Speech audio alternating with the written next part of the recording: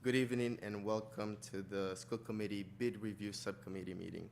Today is Tuesday, March 18, 2025. It's currently 5:40 p.m. We're a bit late. We are in the George M. Room Little Theater, BHS 470 Forest Ave, Brockton, Massachusetts 02301.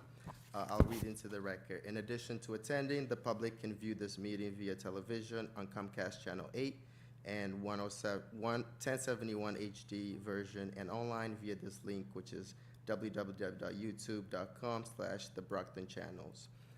Call this meeting to order and I'll establish a quorum. Mr. Vega? Here. Ms. Sullivan? Yeah. And myself, Claudia Gomes, as the chair. I'm not the chair of this committee. However, Joyce Azak was unable to attend today due to work conflict, so I'll be chairing this subcommittee for her. The item on the agenda today is the discussion and potential vote of the FY 2025 school bid number 2508001. And we have Ken Thompson, Director of Operations and Facilities, to give us a little bit of information on the bids. Thank you. And I appreciate the chairman allowing me to have a few moments to speak before we get started.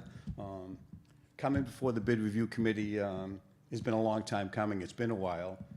So I wanted to take a minute to recognize how we got here. We've not had a procurement officer for several months. So this IFB, which invitation for bid, is significant, and it represents a lot of hard work by a lot of people. I want to acknowledge Kim Tsai and Jamie Domestico for all the work they've done in putting this together. Both of them went out and got their MCPPO certification, which was a tremendous help. It's steeped in procurement law and best practices. I also want to acknowledge Janet Landerholm and Chris Aleskis for the work they did. Most importantly, I want to thank Mike Morris, Chief Procurement Officer for the City of Brockton. Mike generously gave us his time and his expertise to help guide us in crafting this IFB. It turned out to be a clear, concise document in strict accordance with all applicable procurement laws and best practices. Mike also conducted the bid opening on behalf of BPS. So again, I want to thank you for the time, but I just felt it was important for you to know where we are and how we got here. So I'll take any questions on the bid process itself or the bid results. Mr. Sullivan? Yes. Thank you for the presentation. On the bid report here, it doesn't say what school it is. It's district-wide, Tim. It's the entire district. Just to clarify, so we got a copy with the 7 bids that were submitted for the roofing job that needs to be done. It's a general bid. It's not specific to any particular schools. The bid itself, I did call and ask about the packet that included, the scope of work and so on and so forth. It's a lengthy package. So they only gave us the bids that were submitted, the amount, and the needed information that we might need in order to make a decision. But if you have questions pertaining to these, feel free to ask Ken. I do have a copy of the bid document I could share while we're speaking, if you'd like. Yeah, would you be able to, just give a brief overview of the project?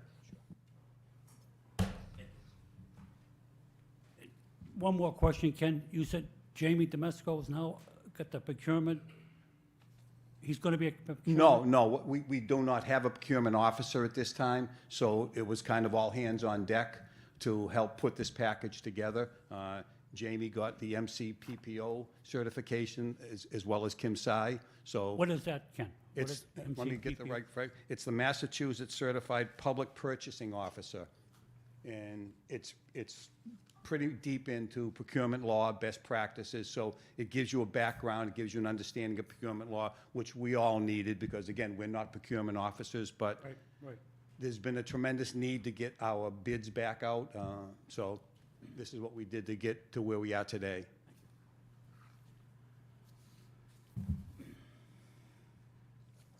Are you all set, Mr. Sullivan? Yes. Jorge, you have any questions? So You're right. It has been a little while since, in fact, it hasn't happened in my tenure. No. So forgive me for some basic questions. So we have like 7 potential vendors here, and we have a variance in cost of almost $16,000 Right. from what from the lowest to the highest. Like, does that seem pretty typical? Yeah, And like, how would you with that explain many variance? bidders, right? Okay, yeah. And so this particular bid is more like, it's contract services, and all our contract services are basically hourly rates because they work as we need them. Like I said, there's no particular project or whatever, and in this particular case of roofing, it's for leaks pretty much, more than anything else. They do some ordinary maintenance, but we need someone, rather than just looking and trying to find somebody, now we have a contract service. So what we do is to determine pricing, we put in basically a set of hours, no guarantee, but hours, and then each bidder, as you can see on the sheet, put in their hourly rate. That's what varies. So you'll see the hourly rate goes from $95 all the way up to $138. And that can vary because of contractors' overhead and whatever else it might be. It's all based on prevailing wage, so everybody pays prevailing wage. So that's where the difference comes in. The hours were the same, but the hourly rate is what determined actually the factor. And in terms of, thank you for acknowledging Mike Morris. I've learned a ton from him as well in my short time here. He's very generous with his expertise. So the next step, right, is that we identify one of these vendors. We do. I mean, Yeah. unless there's something wrong, for lack of a better word, we check the references of the low 3 bidders, and they all came back, that they were all recommended. So without any issues, we go with the low bidder, obviously, it's because the most cost effective. Okay, and so just for folks at home, as part of the procurement process, are we bound to the lowest bidder? No, we're not. Okay. No. Yeah. Thank you. This is great. Thank you, Jorge. Just a few more questions on my end. It seems like we are interested in 380 hours or so. Right, we use the hours just as a baseline for them to establish a bid price. We do have in our bid documents, as you'll see, we have a not-to-exceed amount for year 1, which is $40,000, and year 2, a not-to-exceed amount of $100,000. That's just a ceiling we had to put in the document. But it's basically an on-call service. So yesterday was a good example. If we had a roofer on call, we would have had a roofer here today looking at some schools. And that'll happen down the road. So, I mean, it's a general bid, so we could use them for any schools that might need. Correct, and that was the intent. All of our contract services, and you'll see more as we go along. We're in the process of, we've interviewed for procurement officer, so we're hoping to have a full-time officer soon. So you'll see more of these coming before you in the future, but they're all contract services for district-wide. Okay. And then you did mention that, for instance, for year 1, we set a cap at 40,000 or Right. more than 40,000. Right. And I'm looking at the numbers here. It seemed like for some of these, it might exceed that amount. So would that technically? Well, these numbers are a combination of year 1 and year 2. Okay. Okay, I see. And the year 1 is obviously lower because we're talking about just till the end of the fiscal year, which is June 30th. Okay. Thank you. Any more questions? Yes. Mr. Gomes' question just made me think of a question. Obviously, we can use this across schools. Can we apply this to things like the central admin building or the enrollment building? All our district properties, buildings, okay. absolutely. Thank you. You all say, Jorge? Mr. Sullivan?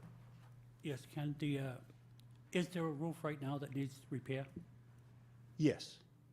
We had some leaks yesterday, which we addressed. We didn't fix them, but we did some temporary measures.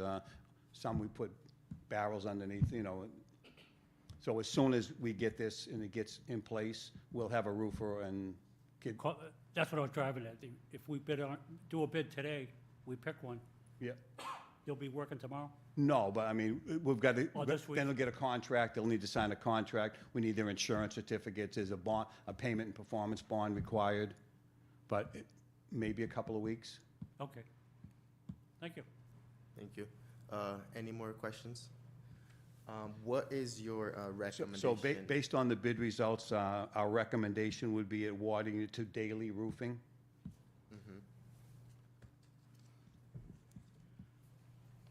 I'd like to make a motion, if I could. Mr. Sullivan? I'd like to make a motion that we award this bid to Daily Roofing. Second. Doesn't say what town it is, Ken. Where they're from. I believe they're in Plymouth. Daily Roofing of Plymouth, Massachusetts. We have a motion made by Mr. Sullivan and properly second by Mr. Vega. I'll do a call. Mr. Vega? Yes. Mr. Sullivan? Yes. I'm a yes as well, and it passes. Thank you very much. Thank you. Nice job, Ken.